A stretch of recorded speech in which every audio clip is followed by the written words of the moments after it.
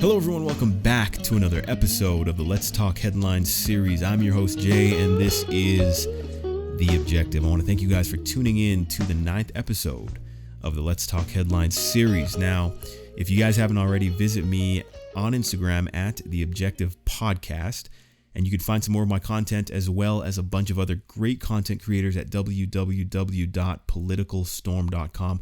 Show your support for independent media and give us a visit to the webpage, show support, share some of our links, videos, all that good stuff. Great content creators, guys. Check it out. Now, we're going to get right into this episode because I do not want to hold you guys here for that long. But I think it's important. And what we're going to talk about today is new developments in the Jussie Smollett investigation. Now, when I read this, I kind of just hung my head because, you know what? I'm just going to tell you the facts. I'm going to tell you exactly what happened and what's going on. And I want you to pay close attention to your first instinct. I want you to pay close attention to how you feel and what I'm about to tell you makes you feel. Okay, I'm not even going to tell you how to think. And that's one of the things that I do not want to do on this show. I'm going to say what I got to say. If you don't agree with me, fine. Still love you. If you do agree with me, great. But the most important thing is to challenge the way you think. So this is what I'm going to tell you, okay, from the start. Kim FOXX is the Chicago state's attorney. Okay. TCHEN, spelled TCHEN, Michelle Obama's former chief of staff while the Obama administration was in control, had the presidency. TCHEN, who knows Jussie Smollett, not only does TCHEN know Jussie Smollett, the Obamas know Jussie Smollett. And it has come out that TCHEN connected and corresponded with Kim FOXX, the Chicago state attorney.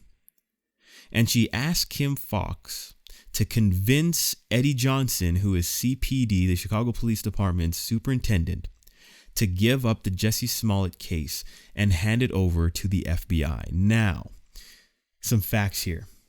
And here's an important fact. And to be fair, this request was made prior to Jussie Smollett being identified as an offender instead of a witness or a victim. So allegedly this was 3 days before Jussie was looked at 3 days after the alleged hate crime occurred. So just think about that for a second, okay? A political entity. Why is it always that we see political entities in the FBI? Why do they tend to move in tandem? So a political entity, a person connected to a prestigious political entity, the Obamas, corresponds with the state attorney, Chicago state's attorney, to tell local authorities to give up this investigation, this hate crime investigation, to the FBI. I'll have you know, for those of you who are skeptical and say, well, so what? The FBI investigates hate crimes. What's the big idea? Kim FOXX recused herself, and there is an investigation into her recusal and her behavior leading up to that recusal, including corresponding with this said political entity. Okay? You can cut it however you want. There's a conflict of interest. It simply isn't right. It's inappropriate, highly inappropriate. As we know, the Chicago Police Department did an exceptional job and a great investigation using so many, and I could just think of a few, so many investigative techniques to pin this charge on Jussie Smollett. The evidence is overwhelming. And Jussie Smollett maintains his innocence, which he has every right to do. He's innocent until proven guilty. But the evidence is damning. 16 felonies And he's facing, I believe I read, 48 years in prison if found guilty on all. Yet he's still maintaining his innocence. And the reason why FOXX is saying,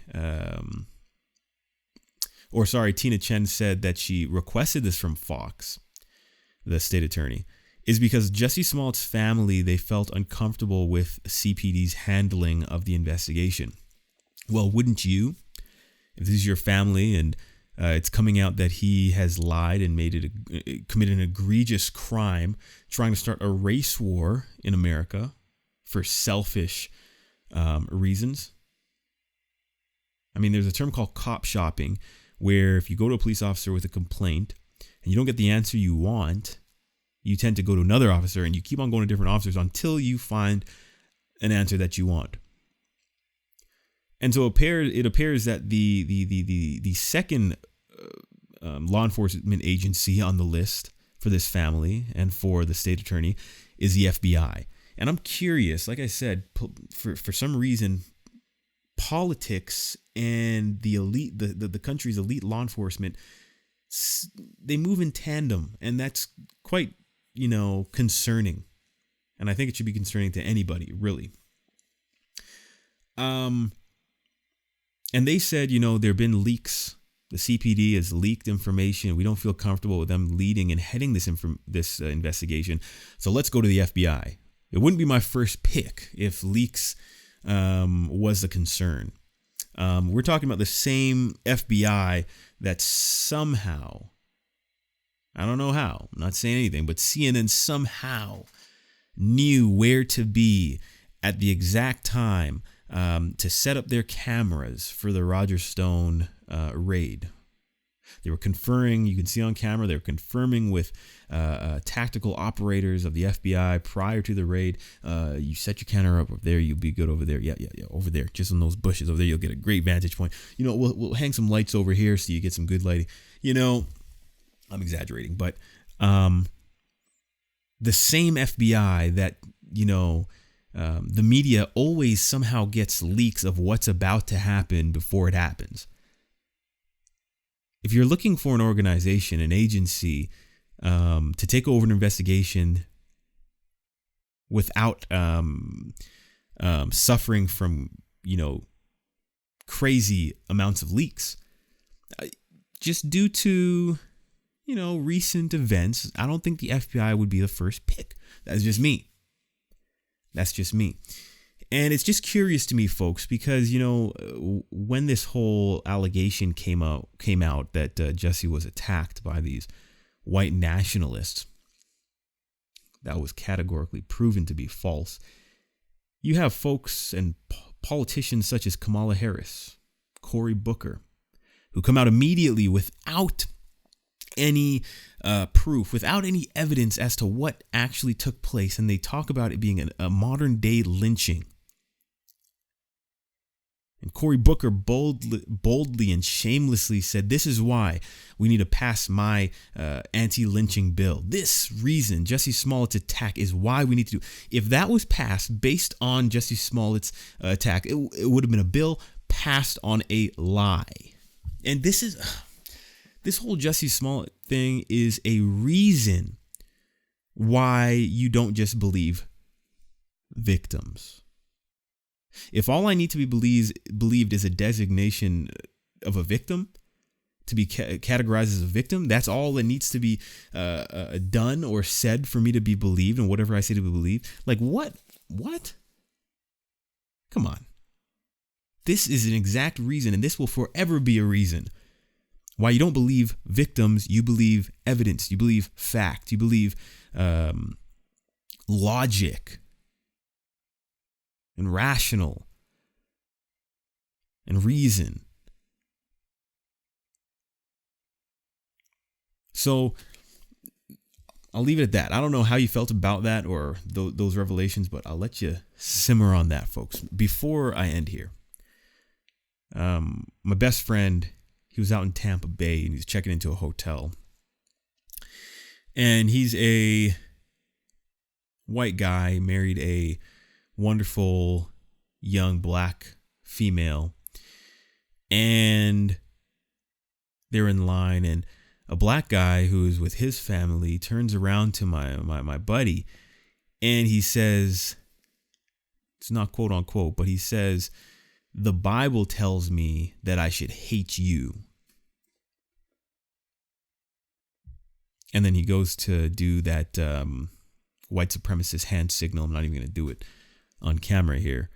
And then he salutes and then turns around. And as he was telling me this story, I got livid. I got pissed off. Because it seems like the world that we live in is... there are people in places of power who thrive off of division. Not only do they thrive off division, they thrive off of the ignorance of their constituents. And you have people who hate each other.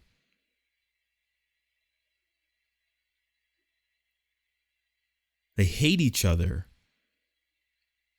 for reasons based on a lie.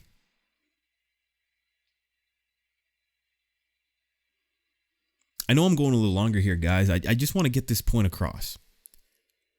When you can look at someone based on their color, based on how they look, the color of their skin, their epidermis, and you can draw assumptions and you can draw conclusions based just on that thing that they have no control over. That is pathetic. That is disgusting. That is egregious. And that should be stood up against.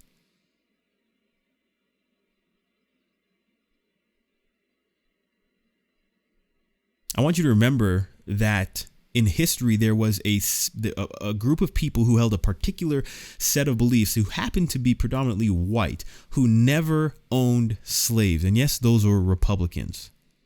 This is not about color of skin. This is about ideology. This is about character. This is about those things that you cannot see.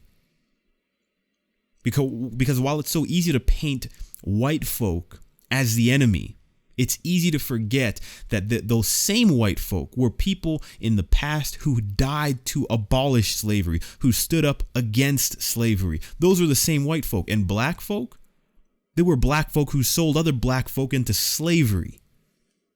So yeah, it's so easy to say, oh yeah, our ancestors, our great grandparents suffered at the white man's hand. They raped our women. They just destroyed our culture. It's easy to paint everyone with a broad brush because of that anger. And there are certain people who feed into that anger. Look at Jussie Smollett, who tried to start a race war. I want you to be very, very careful about not feeding into hatred and division. Open your eyes, wake up, and see that the person next to you, regardless of skin color, is your brother, is your sister. I hope that my passion has come across and you understand what I'm trying to say. Color is just that. It's nothing more. We got to start being better. You got to start looking around at politicians nowadays. You got to start looking around at particular parties that are embracing all people, not based on color, not based on whatever designation, but instead embrace each other based on one thing, and that is freedom, that is liberty, that is independence. I'll stop there, but thank you guys for tuning in. I hope that we connected tonight. Make it your goal, guys, to be objective. Have a good night.